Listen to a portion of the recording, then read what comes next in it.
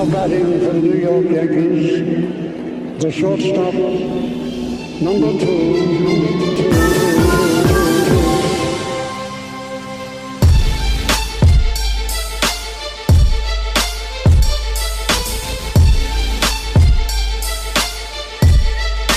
Welcome back. This is episode 87 of the NYYST podcast presented to you by NYYSportsTalk.com. I'm your host, Christian. As always, I'm joined by my co-host, Chris. Hey, you. And somebody that's had way too much pre-workout today, Stat Guy Rye. Hello. Hello. We really got to fit this show in before Ryan drops dead. He had like 10 scoops of pre-workout today. I took way too much of the powder. I don't feel good at all right now. But I'm here. You know what? Because there's no NFL games on today. Right. That's why he's here. But you know what? It's commendable. But I'm here. You get credit for being here. I'm giving you credit for being here. That's all I need. We're recording on Saturday night. You'll be hearing this on Monday morning. Joe Rivera, the Sporting News, is joining us in a few minutes to talk a little hot stove baseball, which apparently all his questions ended up being the Mets. So it tells you where his legions are. Yeah, I know, really. As you will do a little spoiler alert here, as you'll come to find out, this is Joe's last appearance on the NYY Sports Talk podcast. By far his last. We're having a little fun here. You'll hear the interview in its entirety in just a few minutes. Hopefully, by the time this pod drops Monday morning, everything we talk about isn't irrelevant because a lot of moving and shaking coming up. Moving, shaking, everything. I'm liking it. I'm getting warm and fuzzy inside. It is the Christmas season, so you can get it as warm and fuzzy as you want. Santa Cashman. What is he going to deliver under the tree? Is he going to deliver Pat Corbin under the tree? Is he going to deliver Manny Machado under the tree? You mean Peacock? K-Pax. He already delivered K-Pax under the tree. What he delivered before we even had our Thanksgiving turkey was CC Sabathia. We signed CC Sabathia rather quickly. You say turkey weird, by the way, and I like it. Turkey. You say turkey. You get very giddy when you say the word Got turkey. like 4 syllables in there. Say it again. Turkey? Turkey. You say turkey. I like it. Whatever, bro. You sound like a turkey when you say turkey. I don't got time for this nonsense here. Anyway, the reason why we're bringing up CC Sabathia today is I posted something on my Twitter Saturday. If the Yankees sign, we already got James Paxton. Who am I thinking of? Patrick Corbin. I get them mixed up all the time. Yeah, well, I don't know why. Because I guess because Their Paxton, stats. Patrick. You want to know why I get their stats mixed up? they're both all left-handed the time. pitchers. Yeah, They pitch for I don't West know. Division I don't teams. know. You trying to be sounding like you're an authentic New Yorker does not work out. It's just you doing Hey, a bad. the window. Yesterday, You're doing a bad impersonation. Tweet it. I tweeted it. So I did Turkey. tweet. I tweeted it earlier that if Corbin's in the rotation, don't get hung up on the order. But this is how I put it out there. You got Sevy, Paxton, Tanaka, Corbin, CC, right? And then I asked the fans. I said, "Is this a rotation that can go to the World Series?" Okay.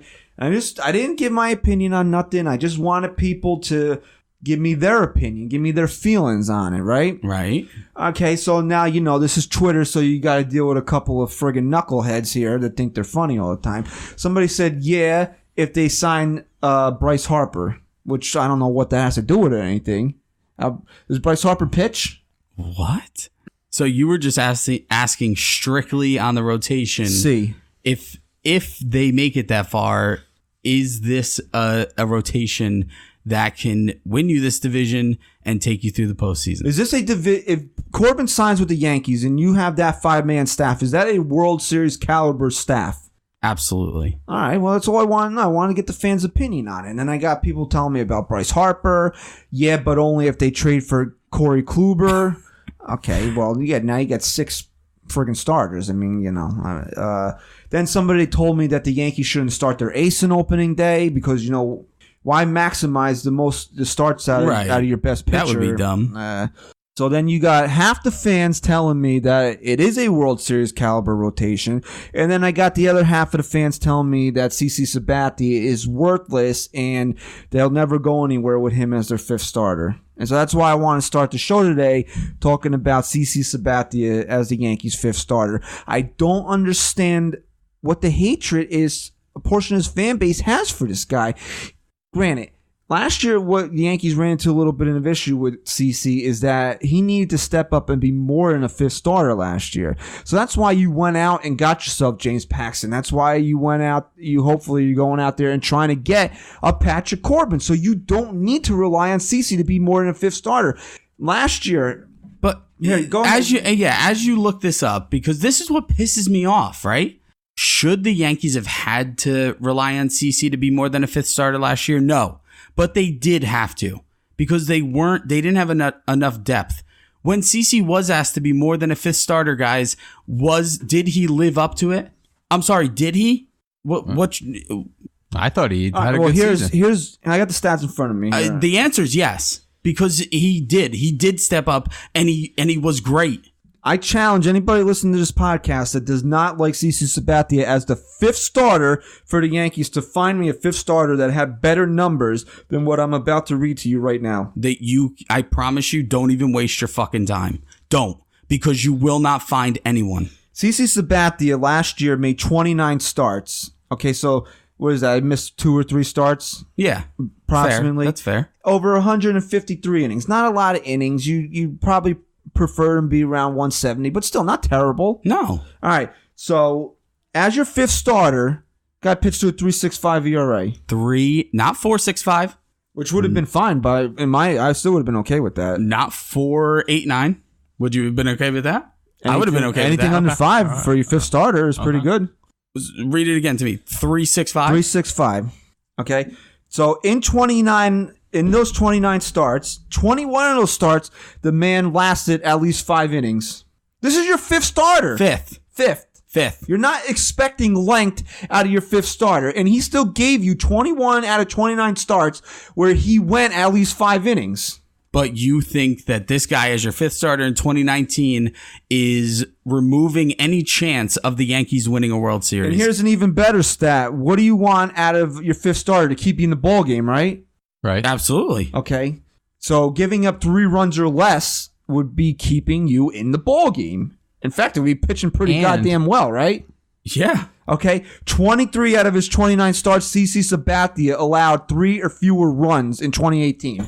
Yeah, that's the stat right there. And this is your fifth starter. But this is what Yankee fans don't do. Again, I've said it in the past. They don't know how to isolate things. They don't know how to isolate it. They see CC Sabathia in this rotation. You know what they think in their head? They picture him pitching in October. If CC Sabathia is pitching in a big game in October, they're relying on him for a big win. That's a problem. But that's not what we're talking about. We're talking about building a rotation with him as the back end, with him being able to go on the DL for a couple weeks and this team not hurting. Plus, he's kind of like the perfect kind of guy you want as a fifth starter, a guy that rounds out the rotation, but maybe if they're on like a bit of a skid, he's the kind of guy that as a fifth starter could give this team, the kind of turnaround Absolutely. That not a lot of fifth starters can do. That's why I don't understand why I keep hearing, the Yankees are still in on Corbin and Happ. Why? Yeah, it doesn't make sense. Why do you need somebody to put in front of CC? You need better options behind him. If you told me that the Yankees were in the market for Corbin and also possibly getting Kluber, which would kick, CC out of this, I'd say I'm fine with that because those two guys make your team better. But I'm not saying Happ isn't going to be better than CC Sabathia. But you're not going to go out and spend a whole bunch of money on a guy like J Happ when you've already committed to CC as your fifth starter. Here's a guy that some people bring him up, the more educated fans do, that I want to bring his name up right now, is Jordan Montgomery.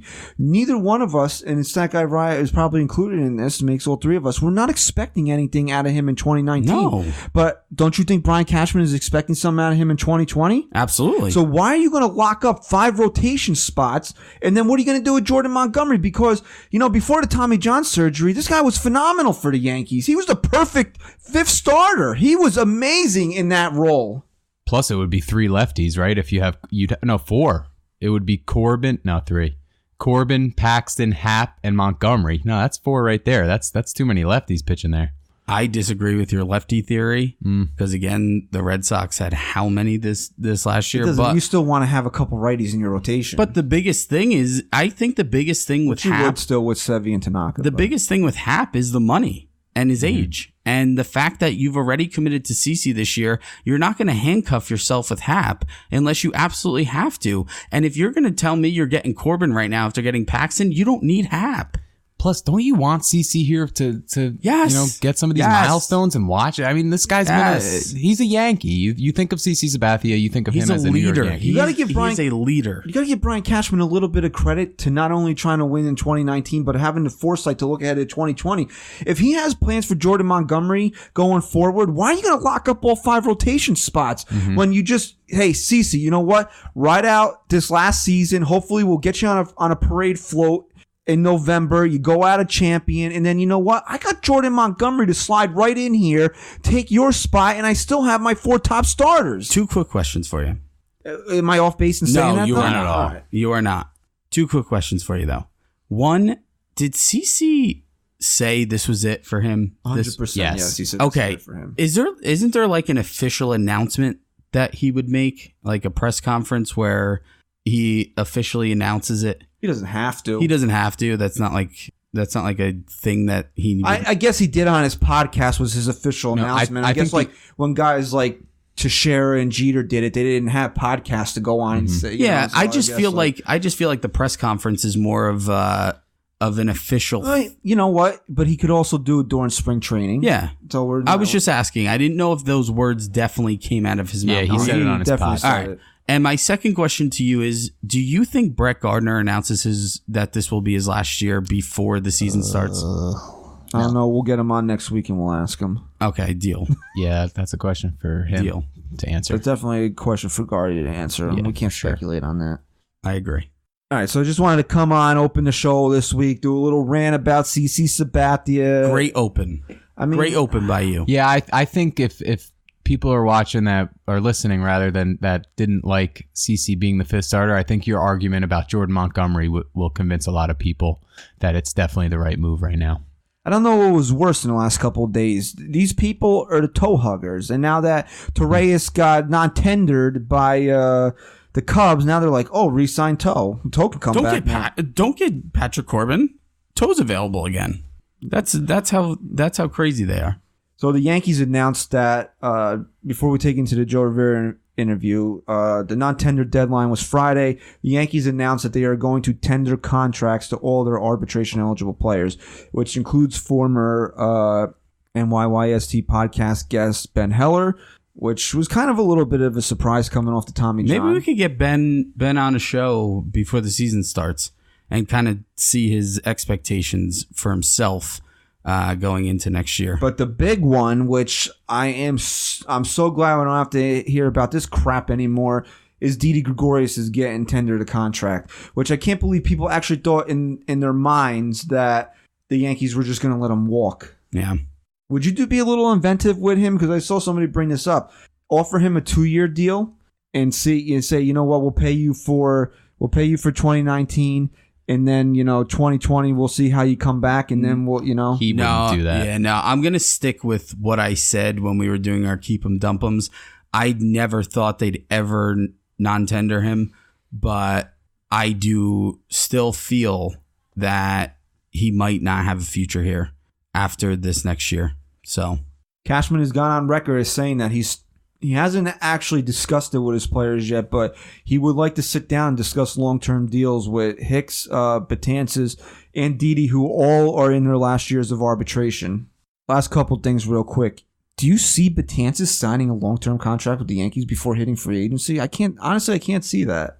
I think it depends. If they sign a guy like Ottavino, what kind of contract would we be looking at? What do these guys get? 3-4 year deals? Okay. 312, right? You'd say? No, you get more. 310. Ow. What do you mean in your mind for long-term contract for Betances? 5 years? 4 or 5 years? Oh yeah, I do. If he has another year this year like he did last year, you're not letting him go anywhere. No, but the Yankees would have to discuss that during spring training before he hits before he hits the season. Yankees aren't the type of team that's going to negotiate contract extensions during the season. So you'd have to sit down and figure that out before the season starts. Plus, if he I don't see that happening. A whole nother year of pitching the way he's been, he's going to want a lot of money. What's in his mind, though? Does he think he's a closer? I think so. Then I think he's capable of being a closer. Maybe. If he thinks he's a closer, he's never going to sign an extension. Yeah, I don't see him signing an extension unless he just wants to be a lifer. What about Aaron Hicks? Yes. Him, I could see because of the injury history. I could see him saying, you know what, just lock me up long term. Let's see if Frazier comes back healthy and performs, because we got a guy in the minor leagues that Cashman apparently is the greatest player Cashman's ever seen. So is there really room for Hicks if Frazier comes back healthy and really performs well? Maybe not. What are you talking about, Florial? Yeah. You don't know whether he wants to trade him or not. You don't know what the trade proposals are. You're reading, you're on Reddit over there. But bro, you're telling me that Kluber could have been here with Florial in a package with Andujar?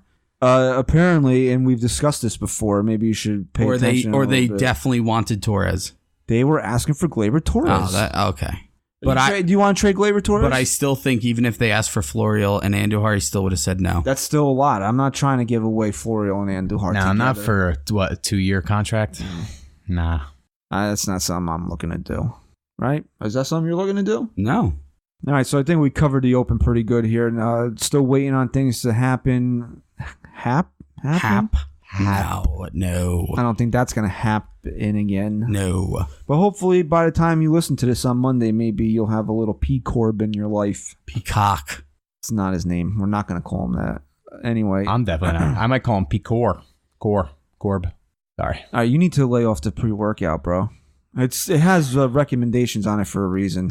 Well, he's not even sitting in his seat properly. He's like, I just had a Charlie horse, dude. Squirming. That's because you're dehydrated from taking all that goddamn pre-workout. Look at how committed I am to this podcast.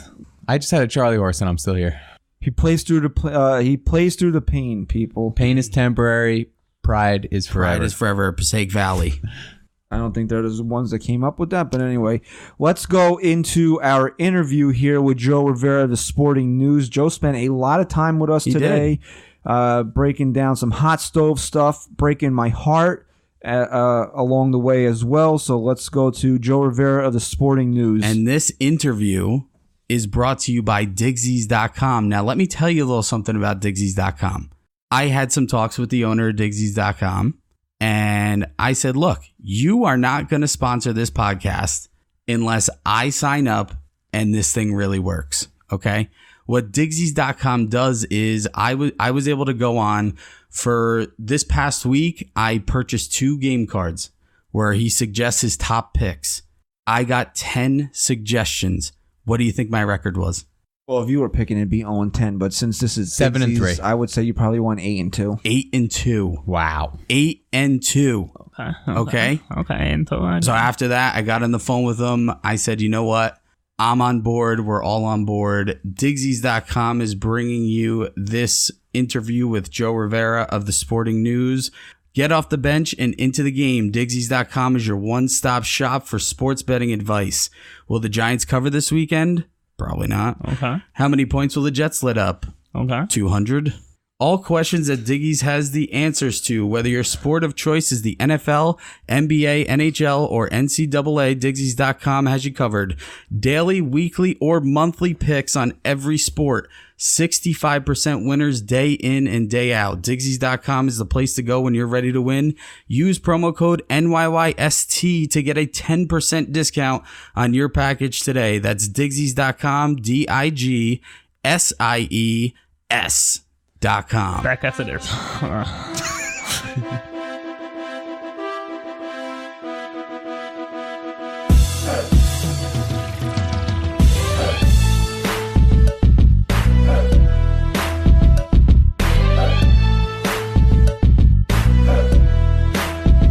All right, Chris and Christian of the NYY Sports Talk here. We have our good pal Joe Rivera from the Sporting News on to talk a little hot stove baseball. You can follow Joe on Twitter at Joe Rivera SN. Joe, how you doing tonight, pal? Man, I'm doing well. Doing great in the aftermath of the Ronald Torreyes falling out. Twitter's tearing itself apart. Are Yankee fans feeling okay again now that there's still a chance he can be in pinstripes next year? I personally am shocked at the outrage. I saw a tweet from someone I follow saying, "You don't give away this kind of talent." I'm like, we need to relax. We need to relax. The Ronald Torreyes dream is alive now that he's been non-tendered by the Cubs. But yeah, I understand he was heart and soul, but it turned into he's just kind of a mascot. So Christian almost had an aneurysm this week. I've been saying that for weeks now. Yeah, you've been calling him a mascot. He's nothing more than a mascot. That's exactly that is I mean, maybe it's a little degrading to say, but that's really what he turned into. I don't mean to be disrespectful to the guy, but I'm also not going to lie about how I feel about things. Yeah, I mean the thing is when you look at a guy like Torreyes, he really brought a kind of energy and a kind of fun that Yankees teams haven't had in a long time. So I can understand why Yankee fans are upset, but we also need to be realistic about what he is as a player. So. The dream is still alive for now, but I think we're overreacting just a bit. Just for people that were asking why the Cubs would trade for him and then non-tender him less than a week later, that was just as insurance for Addison Russell, and then I guess with the domestic violence stuff, they heard what they wanted to hear from him. He had the apology letter yesterday, and I guess that was good enough for the Cubs. So then they decided they didn't need Torreyes anymore. Yeah, that's about it. I mean, listen, a guy like Torreyes, obviously talent. There's a certain level of talent being able to come off the bench and hit the way he did, hit near 300. But at the same time, guys like Torreyes are kind of a dime a dozen. I mean, he's a utility guy, let's be honest. He was never a great defender by the advanced analytics. Obviously, he always did what was asked of him. But those kind of players, and especially in a market where Ben Zobrist might be available via trade, Marwin Gonzalez is on the market now, Wilmer Flores is on the market now, and those guys are all better hitters than Torreyes is. So we'll see if the Yankees can fill the void. I'm sure that they have options in-house that they're looking at too, but he was never really that guy that really kept it together, and I really think the Yankee fans should be upset about it. All right, Joe, we got you on here to talk about some hot stove baseball here. The winter meetings are about a week away. We're recording Saturday night, so when this pod drops on Monday morning, God only knows what might happen. So we're talking in real time here. As of right now, the Robinson Cano to the Mets deal is not done. They're still working on particulars, money, Cano waiving his no trade clause, whatever. But as of it stands right now, it seems like Cano and somewhere around $20 million, along with closer Edwin Diaz, are going to the Mets for prospects, Jay Bruce and Anthony Swarzak. How does this deal make sense from the Mets' perspective? Well, listen, anytime you can bring in a former Yankee legend, I think that's a good thing for the Mets, really. That's a good question, but I think we still have to wait to see what the money's going to be. I've heard as little as $20 million and as much as $60 million that the Mariners are sending to the Mets to cover part of that Cano contract. So it really depends how much they're going to kick in. Honestly, a guy like Jay Bruce, I always liked Jay Bruce. He obviously had a very down year between injuries and just general ineffectiveness. He's 32 now, I want to say, so he's not too old, but you get to dump his contract. He's making $28 million over the next 2 years, $14 million a year. Anthony Swarzak had a disastrous first year with the Mets. He's making $8.5 million. And when he's on, he's a pretty good reliever. I mean, he's not great, but he wasn't for the Yankees. He wasn't for the Yankees, that's for sure. But I think you're looking at a name in Robinson Cano. He's a guy, he hit over 300. He hit 314 after he came back from the PED suspension in 41 games. So he could still hit, and I think that helps them in that lineup, especially with nobody really knowing what Cespedes is going to be doing when he gets back. I mean, is he going to be golfing? Is he going to be playing well? I mean, who really knows with Cespedes at this point? But it does give them another big bopper in that lineup when that deal goes through. I think it's all but a sure thing at this point that deal's going to happen, depending on money too. But I think it does make sense for the Mets, and everybody's getting a little upset about Jared Kelenic. And the thing about Kelenic is all prospects, and I've said this before on the show, guys, all prospects are suspects until they prove otherwise, right? And this is a guy that's still way, way, way away from being any kind of impact player in Major League Baseball. And if he is the difference in a trade, and I understand the Mets fans are upset about giving away a potential star like him, but at the same time, if he's a way away and you can get a guy like Robinson Cano for like $14 million a year, even though he's got 5 years left and he's 36, he can still hit. He's still a name. So I think it helps them. I mean, it's on my grading scale, I'd have to say that's around a C+ deal for them. It's right around average. It won't excite you, but we'll see how it plays out. But I think it certainly can help them. All right, if the Mets are going to deal, which we all believe that it's going to happen, anytime in the next couple of days now, they're just, trying to cross the T's and dot the I's. If you're going to make a deal to bring in a 36-year-old Robinson Cano and get a guy like Edwin Diaz to put at the back of your bullpen, that seems like a win-now move for the Mets. So, which segues into my next question. Are the Mets really considering trading Noah Syndergaard, and would it be for prospects? Because they kind of counterbalance each other in the sense that that's not the word I wanted, but you understand what I'm trying to say. That if you're getting Cano, that's win now. But if you're going to trade Noah Syndergaard for prospects, that's a rebuilding move. Is that something the Mets are really looking into doing? Yeah, I mean, that was a report that the Mets would really have to be blown away in order to trade Syndergaard. So we'll see what that really means. But yeah, you're 100% right. I think that trading Noah at this stage, especially if this deal goes through, is a major mistake if they want to win now. And I think, people laugh, but I really do think the Mets have a better team than a lot of people give them credit for. They need to sort out the injuries. I think everybody knows that. But they have a young core that's actually pretty good. Brandon Nimmo's a good player. He's a solid player, everyday guy. We saw what he did last year. He surprised a lot of people. Michael Conforto was good, even though he's been inconsistent. Ahmed Rosario, you expect to take that next step. And then you have three guys at the top of the rotation between Syndergaard, DeGrom, and Zach Wheeler, who really came on last year. And I think that that's a pretty formidable core. And then you add in Cano, who's probably going to split time with Jeff McNeil at second, or maybe even play a little first base. I think that's a pretty solid lineup. Obviously, they have to sort out third base, but I think if you trade Syndergaard, like you mentioned, Christian, it really doesn't make sense, because then you don't have those three guys at the top of the rotation that you really need, especially if you're looking at playoffs, if you're looking at winning this division. Or even challenging for a wild card. It doesn't really make sense. So I think that they're going to wait and see how this season plays out. If they're out of it totally at the trade deadline next season, then I think that Syndergaard will probably be on the block. I think he'll go for prospects, and then you'll still have DeGrom for another year of control after that. So, it's a little strange to hear that they're potentially shopping Syndergaard, but if there's a really big package that comes along that they really just can't say no to, maybe to a team like San Diego, who has been looking for a top of the rotation type guy for a while, and they just can't say no, then maybe they'll sign off on that. But I agree that it would be a dumb move that counteracts what they're trying to do. So let me ask you this, because we keep hearing the same thing, that San Diego is in the market for Noah Syndergaard. Obviously, being New York guys, we pay a lot of attention to East Coast baseball, American League baseball in particular. How close is San Diego to being a playoff team that they would be in the market for a guy like Noah Syndergaard? I think part of it is the control that Syndergaard's under. I think he's under control for at least one more year after 2019. So that's part of it. And we've seen in the past that the Padres aren't afraid to spend money. I mean, we saw it with Will Myers. We saw it with Eric Hosmer. They aren't afraid to put some money out there. I mean, how much money is the question, but they're not afraid to spend.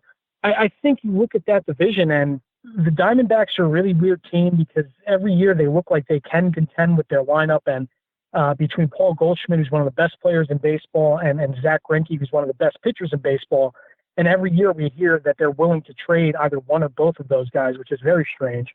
You look at the Dodgers and you think they're still young, maybe they can still compete. The Rockies, there are rumors that they want to trade Nolan Arenado, so who knows what they're going to do. They might blow it up. And you look at the Giants, who are a team that they're in a state of flux right now. You have Farhan Zaidi in there now, who might be blowing it up. He might be trading a few guys off. We'll see what they do. But the Padres, with their farm system, by a lot of rankings, they're a top 3 system in Major League Baseball. They have a ton of blue chip talent. Fernando Tatis Jr. is a guy that he's in top 10 in most prospect rankings in Major League Baseball. I've seen him as high as 5 and higher. So they have a lot of players there that they can make noise. And with how young baseball is getting, you saw it with the Braves last season, you saw it with the Phillies, with how young baseball is getting and that young talent, they're not afraid to play them. Who knows if they can make some noise, especially in the NL West, which is a division that I think is pretty weak, and you saw that this year. Nobody really wanted to take control of it. So I think the Padres are closer than people think. I still think they're a year away from maybe really challenging for a wild card, but I do think that they're closer than people think. A lot of people don't talk about them because they are in San Diego. But yeah, I do think that they need that top of the rotation guy, which is why it makes sense to go out and look at a Noah Syndergaard. NYYST Sports Talk here with Joe Rivera, the Sporting News. Joe, Patrick Corbin met with the Yankees a couple days ago. Nothing seemed to come of it at first, but there's some rumblings out there. Stat Guy Rye saw a Reddit source out there who claims the Yankees have a handshake agreement in place. Any merit to that? Have you heard anything? Are the Yankees the real favorite for Patrick Corbin, in your opinion, right now? I think they are, and I think that all you need, aside from sources, is how Steinbrenner saying earlier in the postseason that pitching is going to be their goal. Patrick Corbin is probably the best free agent starter on the market, and people can debate Patrick Corbin's career all they want, but the truth is he had one very good year, and that was in 2018. Everything before that has been a mixed bag. So he's 29 years old, so he's in the middle of his prime. He's probably going to get a 5 or 6 year deal that'll put him right at 35 years old, $120 to $140 million you'd expect. I don't really think anybody else is serious. We hear the story Corbin wants to be a Yankee. His family, he's from Long Island. His family are all Yankee fans, and I think the Yankees value that in a guy who wants to be in New York, who wants to pitch here. I think that there are certain guys that want to be a Yankee, but they didn't grow up Yankee fans. They didn't grow up Yankee guys, but they want to use the Yankee machine for their brand. And I really don't get that sense from Corbin. I think that he's a guy that wants to be in New York. He wants to be a New Yorker. He grew up watching this team. So I don't think it's a done deal yet. I think the Phillies are still in on him. He makes a lot of sense with the Phillies, maybe as a 3 there. Aaron Nola's he's an ace by all accounts, but they're going to need a guy behind him for the future. And I think Arrieta's good. He had a pretty good year with them. Velocity was up and down, but I think Corbin slots in as a nice number 2 for them in the future. So we'll see how much the Phillies are willing to spend. Their owner said that they're going to get, quote, stupid with their money. I think Corbin's going to be a Yankee at the end of the day. It does make sense for both sides. He's a lefty. He's got good stuff. Even though you kind of throw the track record out the window, if you're looking at just 2018 and beyond, as if this is the real Patrick Corbin. So, yeah, I think it makes sense. I think that it's going to happen. We saw the writing on the wall for a while. The trade rumors were there this year between the Diamondbacks and the Yankees. So now that he's a free agent, I think it makes a lot of sense for both sides. It's just a question of how much he's going to be making.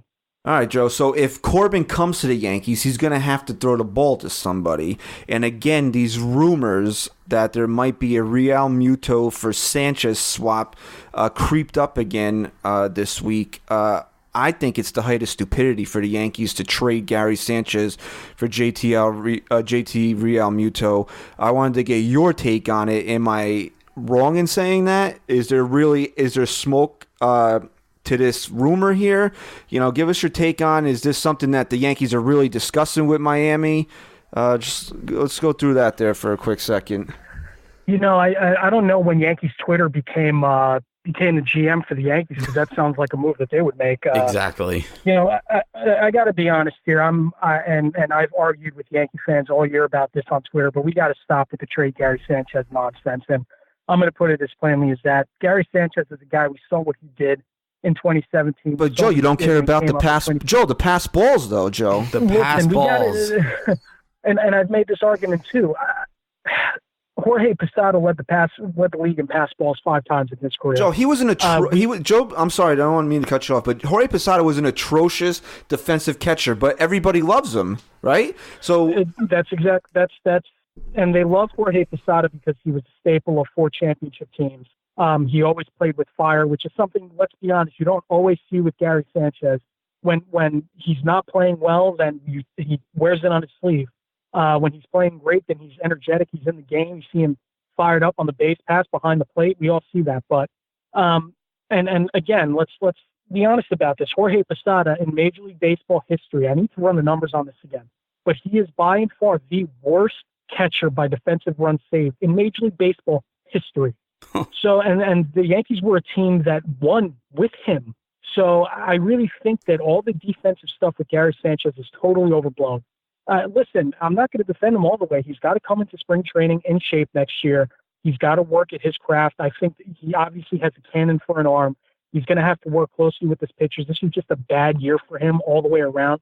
But guys are allowed to have bad years. And when you consider how good of a year the Yankees had with how bad Gary Sanchez was, imagine how good they'll be in 2019 if he's even half of what he was in 2017. There's a lot of numbers there for you, but I really think that we got to stop with this trade Gary Sanchez nonsense. I don't really think the Yankees are considering trading him with the way that Brian Cashman and Hal Steinbrenner have come out publicly to support him. JT Realmuto is a great all-around catcher. He's probably the best in Major League Baseball defensively and offensively all around. But if you're telling me that I can get 30 home runs behind the plate with average defense, I will take that any day of the week, twice on Sunday. I really would. Who knows? Maybe the Yankees talk with the Marlins. They've obviously done business in the past with Giancarlo Stanton, but I don't see a world where he's going to be a Yankee next year, and especially not for a straight swap for Gary Sanchez and prospects. I just don't see that happening at all. Joe, you know what I'm almost as sick of talking about as much as the Gary Sanchez stuff? Machado and Harper. Because it's like one day we think they're coming to the Yankees. The next we think Harper's going to. Are the Yankees in or out on Machado and Harper? Do you see any scenario where they sign both? Where they sign one? Again, we're hearing more rumblings now that the Harper thing could be more of a reality than we were led on to believe. If not the Yankees, where else do you see these two guys landing? You know, I think I've said it before. Machado, I think, is almost a lock to be a Yankee. It just makes too much sense. Signing Machado gives the Yankees so much versatility in the infield.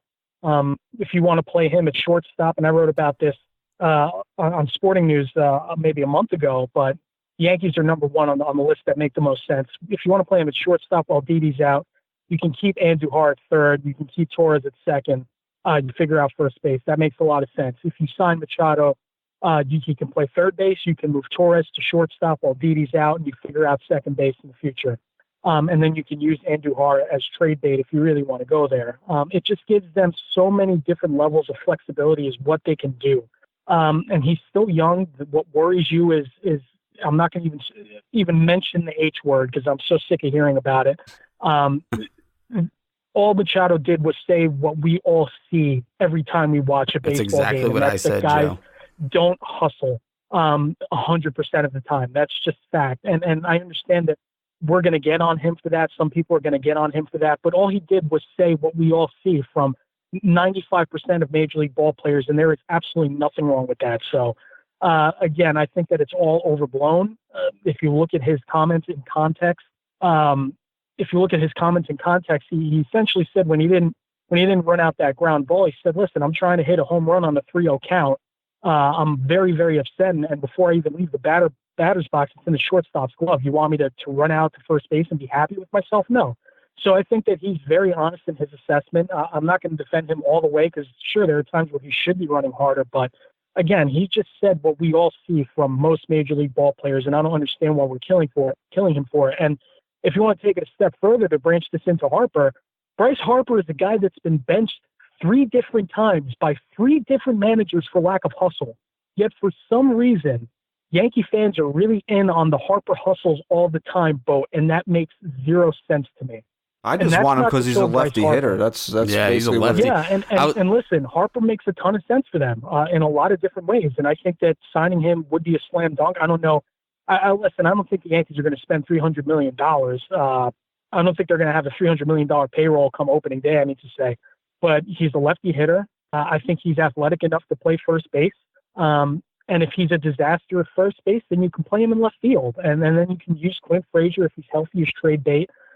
Brett Gardner becomes your 4th outfielder. That makes a lot of sense. And then maybe you can swing a trade for a first baseman later in the season. So I do think that there is a world where Bryce Harper is a Yankee. I don't know if that's going to happen, but I think it's a total possibility. I think Machado was more likely to be a Yankee, but I don't think Harper's out of it yet. And again, Harper's the same thing as Corbin. He's the guy that wants to be a Yankee. So I think that counts for something for the Steinbrenner family and for Brian Cashman. All right, Joe. So yesterday, I believe that the Indians traded their catcher Yan Gomes. So there brings up more rumors of if they are actually going to trade any more pieces off that team. You keep hearing the names Kluber, Carrasco, and Trevor Bauer. Are the Indians going to end up trading one of those three guys? I think they will. Carrasco's the guy with the best, I think, of the three. I think he's got the best stuff, but health is always a question. But Bauer, I think, is the most likely to go. I think they like Kluber too much and what he's meant to that team. It's real weird to me, man. The Indians are a very, very weird team to me. We saw what they did this season, winning the division, but that division was horrid outside of them. And even at times they struggled in that division. I understand that you can't really, you can only play who's on your schedule. You can only play the team across from you, but they were a terrible team against teams outside of their division. And that's not just the really good teams like the Yankees and the A's and the Bostons and the Houstons of the world. That's against everybody. They had a record about 15 to 20 games over 500 in their division, but they were like 10 to 15 games under 500 outside of it. So, yeah, I think that they're going to trade off one of these guys. I think they're still confident that they can win that division. And when you're looking at it top to bottom, I mean, the White Sox are a team that's on the up and up, at least when it comes to their talent, but I don't think they're going to challenge that division yet. The Twins just fired their manager and they're in a state of flux. Who knows what they're going to be. And the other two teams in that division, I'm just not buying. So, yeah, I think the Indians are probably best suited there to win that division, even if they trade one of these guys off. And they could probably fetch decent prospects back too. But one of them will probably go. I'd say Bauer's most likely. Maybe a team like Atlanta who needs pitching, a little bit of pitching help. That makes a lot of sense. I don't think that he would come to the Yankees. I think the Yankees fans would take to him kind of weird too. So we'll see how it works out. I do think that they're going to trade one of them. I think Bauer's most likely to go, followed by Carrasco, and then Kluber, probably least likely to go. Joe, I'm going to preface this next question by saying you are still allowed to answer the New York Mets, okay? Because we want to know who's the dark You're horse. the dork. You're a dork. Who's the dark horse team that's looking to make a big splash in the free agent trade market? And here's why I said you're still allowed to say the New York Mets, because this Cano thing, it was a big deal for them, but that's not a big splash to me. This is a setup for a big splash. If they're going to make this move, they need to make another big one to follow it up. So I would say they're still on the table for your answer to that question. I think the Mets are definitely the dorks. We'll go there. But, Definitely the dorks. No, Thank God this isn't NYM sports talk, huh?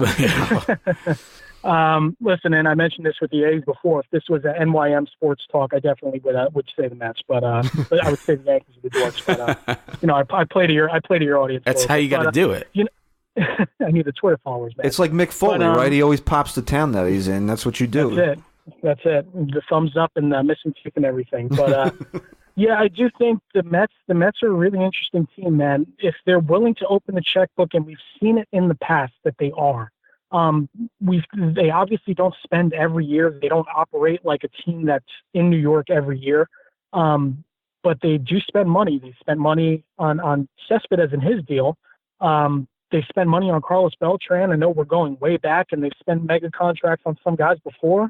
I think that Brody Van Wagenen, new GM there, he's chomping at the bit to really make his name. And I think we saw that with the Robinson Cano trade. And again, it depends on the money that's coming back. But if the Mets, apparently they love Bryce Harper, man, which is a really, really interesting thing. I think that he fits in their outfield, at least while Cespedes is out. He makes a lot of sense for them. He's a star. I think he would be good for them. I think the fan base would love him. He goes from trolling them 20 times a year to playing with them 20 times a year. And if it's not the Mets, I think you're looking at the Braves. I don't really think they're a dark horse per se, because a lot of these teams that are ready to contend, there are teams that they were there before, ready to spend money. There were teams that kind of made splashes already and announced their presence. But I think the Mets are probably top there. We'll see what they spend, but shedding some of the contracts there and and kind of strangling the Mariners for how much money they're going to get back on Cano tells me that they're either getting ready for a big move or they're still keeping their eyes on some of these guys whose price might drop even a little bit. And I think it makes a lot of sense. I mentioned a guy like Harper makes a lot of sense for them. And I think that he turns that team from, maybe they're ready to compete for a wild card to they're definitely going to compete for a wild card and probably the division. And to Brodie Van Wagenen's credit here, we don't know if this Cano thing's going to handcuff them. They did get Diaz as well. So, I mean, that's a huge pickup for them. But regardless, a lot of people are hung up on Cano's contract and his age. Regardless of that, you finally have a GM that backed up everything he said. And regardless of everything else, he just made the Mets better. And I think you have to look at it like that right now. Yeah, I think that's totally fair. And Brodie's a guy that he didn't mince words. I think I was probably one of the more critical people of the hiring, to be honest, because I looked at it as really unethical. I don't think anybody's talking about that. I mean, he goes from being an agent to being a GM, and we've seen that in the past. Dave Stewart, we've seen it with Rick Hahn, but those are two guys that spent time in front offices before being elevated to general manager. Rick Hahn with the White Sox was with the White Sox for 10 years before he was elevated to assistant GM. So he at least had time to grow into that role, to kind of shed some of that. But Van Wagenen went right from being an agent to being a general manager. And this is a guy that knows everything about his former clients. He knows who's hurt, who's hiding injuries. He knows everything, personal life.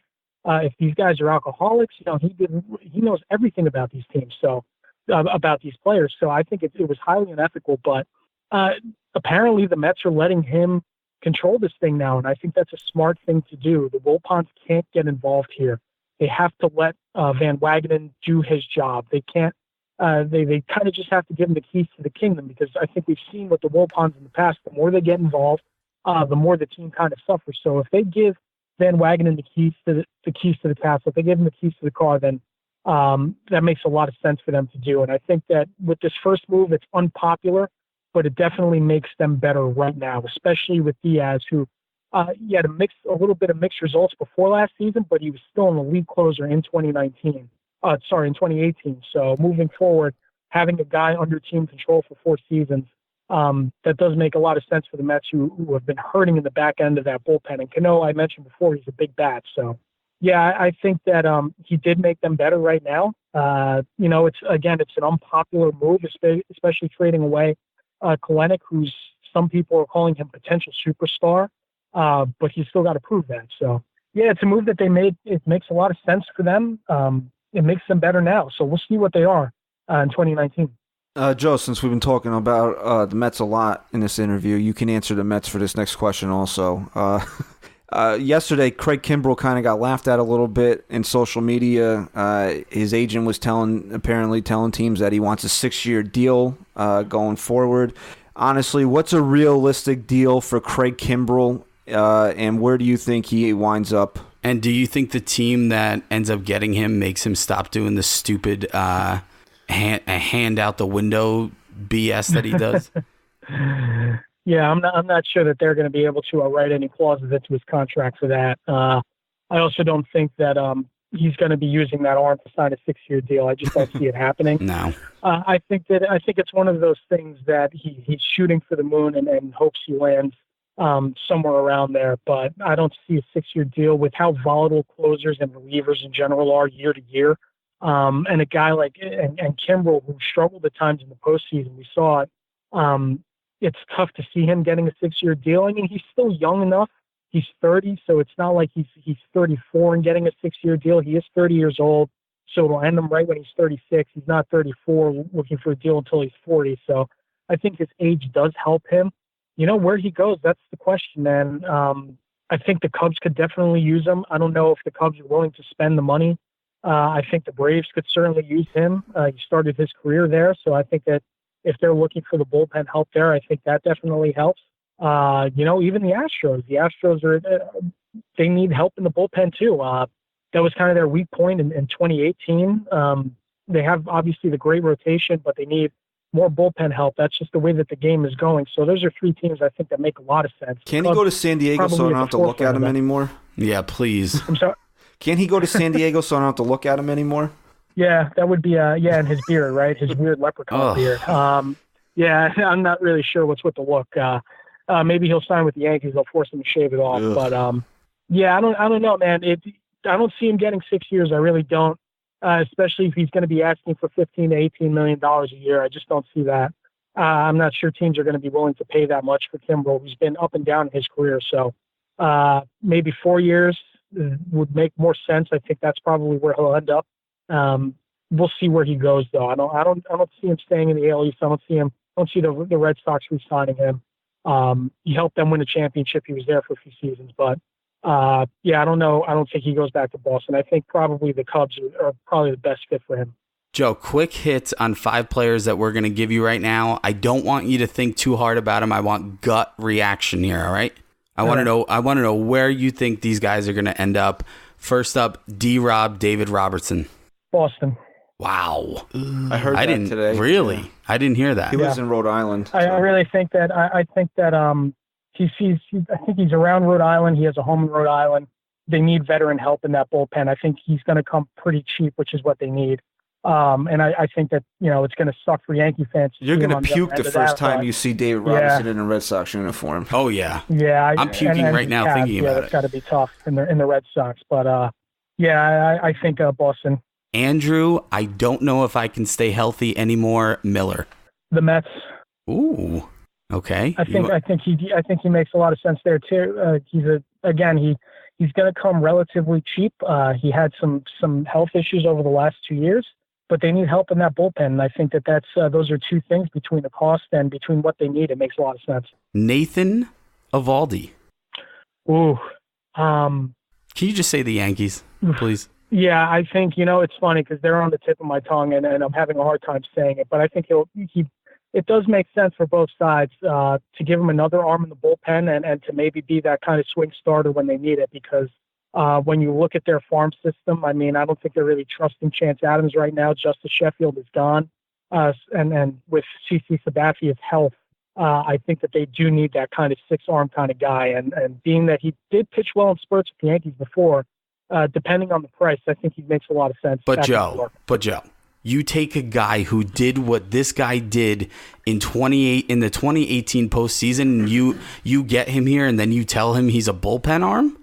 Well, he did come out of the bullpen 3 straight times in the World Series. So, if he's looking for starter money, I don't think he's going to get it. I just think his injury history is just too great. Let's not forget that he did deal with injuries with Tampa Bay at the beginning of this season. So I think teams, even seeing what he did with Boston, it's tough for me to say that he's really going to get starter money and he's going to get the money that he's looking for. I just have a hard time seeing that. Adam Ottavino. Ottavino? Tomato. Adam Ottavino. Can you say the Yankees for this one? Yeah, come on, Joe. Braves. Come on, Joe. Again, I think the Braves need a lot. I think they need a fair amount of bullpen help, and I think that they're willing to pay now to try and keep the Phillies and the Nationals away. But the Yankees, if the price drops enough, I think he would make a lot of sense for the Yankees too. But I think the Braves probably are the best fit for him. All right, last up, our old buddy J.A. Happ likes to be called J-Happ. That's why I call him J.A. Happ. Where does he end up? He could end up back with the Yankees. This is all assuming the Yankees aren't signing Corbin, or you think that could still happen even if they do? I think that's assuming, just gut reaction. Assuming that the Yankees don't sign Corbin again, he's a lefty.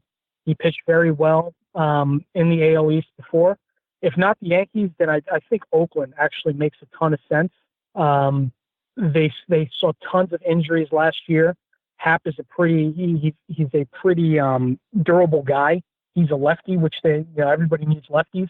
And I think that if Oakland's really going to challenge for that division, then they're going to need veteran presence like Happ. And I think that he does bring that to a team. Just being in the Yankees clubhouse this year, he's a pro's pro. And I think that he would definitely help a team like Oakland. And again, Oakland, they do spend money when it makes sense for them. Obviously, they're known for Moneyball and everything, but I think that if the player makes sense, if the situation's right, then I think Billy Beane and David Force aren't afraid to open up the checkbook to sign a guy. So I'm probably 0 for 5 on the Ace if I had to guess, but I think Hap does make a lot of sense for Oakland. Tell me real quick if you think I'm off base here. I see J Hap signing really late to wherever he goes. I think he's going to want way too much money, and I just think that if he's not going to end up with the Yankees, I think he's going to be a guy that signs fairly late in the offseason, if not into spring training. You know, it's tough for me to answer that question, and here's why. I think when you look at what happened last season, and what happened with free agency, free agency last season, it's tough for me to say because every time someone signed last season, you said, okay, this is the signing that's going to open the floodgates. So I don't think Hap is going to be looking for too much, maybe $14, $15 million a year. Given his age, I don't think anybody would be willing to spend more than that. If they do, that would be pretty surprising to me, even for a lefty with some velocity and life still left in his arm. But we've seen that he's really a 6-inning guy. He's not going to go deep into games. He's not going to give you complete games on the regular. So I'd certainly hope that, I mean, listen, it's their collectively bargain right to ask for as much money as they want. But it's tough for me to say that he's going to be really looking for an $18 to $20 million deal per year. That doesn't make sense for anybody, not at that stage in his career. Hey, Joe, let me ask you one last question here. Becky, Charlotte, and Asuka in a tables, ladders, and chairs match. Come on, bro. You got to be excited for that. It's hard for me to get excited about anything WWE anymore, man. I think just like Batman and Dark Knight Rises, they've finally broken my back. I can't. That bad? So hard. Yeah, it is. It is so hard for me to get excited about anything, even NXT, man. And NXT has been going gangbusters for forever, ever since I started watching it. But I'm on the verge of canceling my network now. It's tough for me to see. And here's without going too much into it, but it's tough for me to look at what happens in NXT and the talent that they have in NXT and say, Triple H is getting this right every week, every single freaking week. Every takeover is riddled with 4-star matches, the wrestling quality, the storylines, everything is amazing. And then to see what happens on the main product, some of these guys leave NXT and they go to the main product and they flounder and they fizzle out. It's just, I don't understand it. It's way too commercialized. I think Stephanie, I don't like to take things personally that some of these people say, but Stephanie's saying, at the press conference a couple months ago, we listened to our fans as really slap in the face of anybody that complains like I do, because we know that's just not the case. Joe, I never thought I could honestly like you more than I do already until the words "I'm canceling my WWE subscription" came out of your mouth just now. Well, you know what? That's fair. If you want to take my address down and send me some Christmas presents for that sacrifice, I think I would greatly appreciate that. But, Joe, but you hate Christmas. Yeah. We had this conversation yesterday. I don't hate Christmas. I mean, we're gonna argue over Rudolph the Red-Nosed Reindeer until the cows come home. I'll tell you that. But, please tell me you at least hate A Christmas Story, the movie A Christmas Story. It is it's my most hated movie of all time, I think. Absolutely the most overrated. Christian's turning red right now.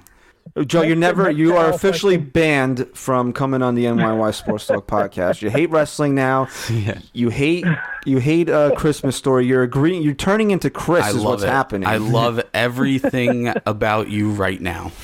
I try not to be a Grinch this time of year. I mean, listen, I love Christmas. I think Christmas is great.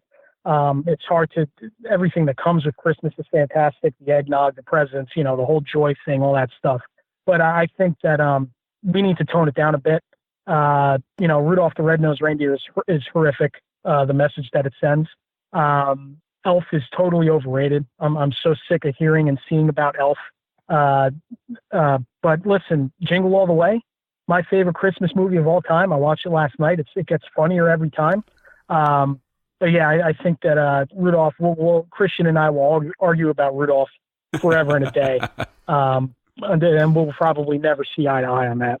Probably not. Joe, you're breaking my heart, but we still love you. We thank you for coming on.